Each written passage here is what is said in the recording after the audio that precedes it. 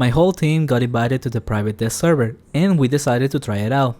We focused entirely on what is supposed to be the high level content, the Primal Ordeal. We wanted to try hunting the new areas to have an idea of what's to come, but be aware that on test server it's impossible to get a realistic result due to how many people are running through the spawns and whatnot.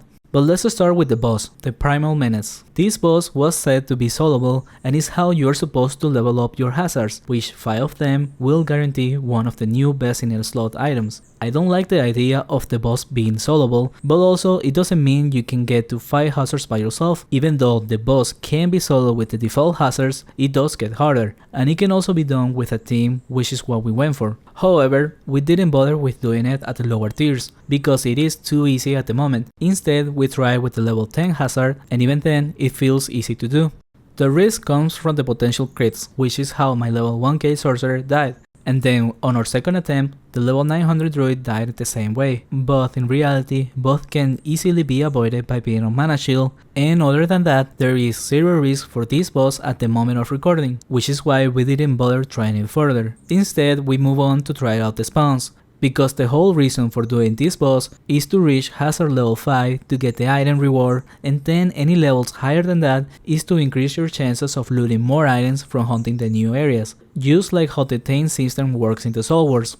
We started our test runs at 5 hazards, and started with the third spawn in the test server. I'm referring to them by numbers because other than the monsters inside the spawn, there is hardly a difference between them, which is definitely my biggest problem with the spawns. The design is terrible and is such a lazy approach of making 3 different spawns with the same look and pathing. I personally don't mind the recolors of monsters, especially when it's well done like on this update, but I can't hide my disappointment when I realized that all 3 spawns are the same. Compare it to the Soul War, where all 5 spawns are totally different even if the creatures are roughly the same, or even Library, which will be a more accurate comparison since Library is the same sprite all across the spawns. But even in the Secret Library, if you compare each of them, they are different. They are hunted differently because their areas have different rooms and passages, and in the case of Library, it is one big place with different areas that at the same time are connected to each other. For these new spawns, they look the same but are not connected,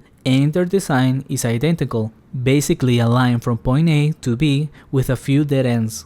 So literally a maze with not much thought behind it, and I'm pretty sure that's not going to change. But anyways, moving on from the rant, on the first area we tried, we were doing alright, even with 5 hazards until somebody pointed it out. I'm staying away from those horn fuckers, they retarget so fast. Oh, that's the mushroom. Stop going ahead. Yeah, we haven't died yet, except here.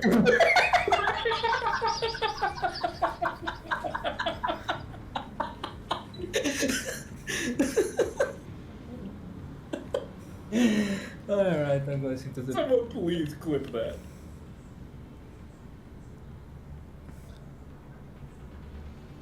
What the fuck? But that made for a great clip. I don't personally stream at the moment, but the sorcerer from my team does, so give him a follow and come say hi. After that, we move on to the spawn number 2. This one, right away, was clearly harder due to the chain attack from the monsters, and then I died to one pool that was overcrowded, possibly by people running and dying.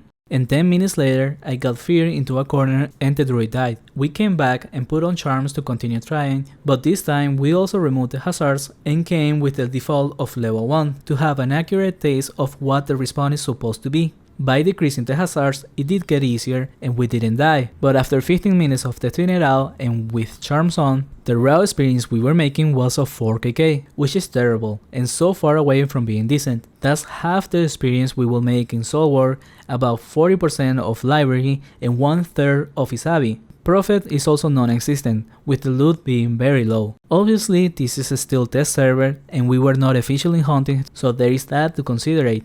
After that, we move on to spawn number 1, and this one so far was the hardest in terms of damage, even more than hunting the third one with 5 hazards. But we were still managing, and it was looking to be more experienced than the last one, even though this time we were not using charms.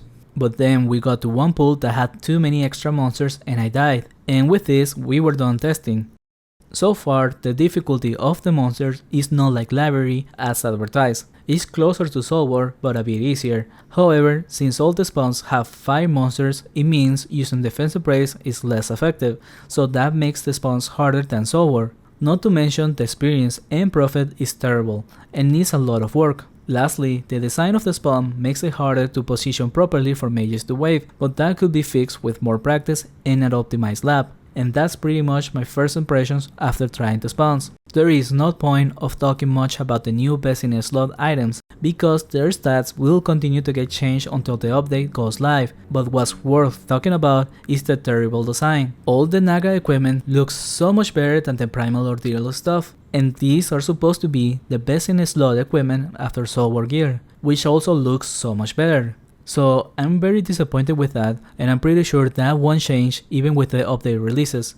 Lastly, most of the features introduced are pretty good, and I'm pretty excited for them. That's all I got for this one. Maybe after they make more changes to the monsters, I'll convince my team to try it again. Thank you for watching, and a special thanks to Tuna Hero, Doors the Slasher, and Drunken Watson.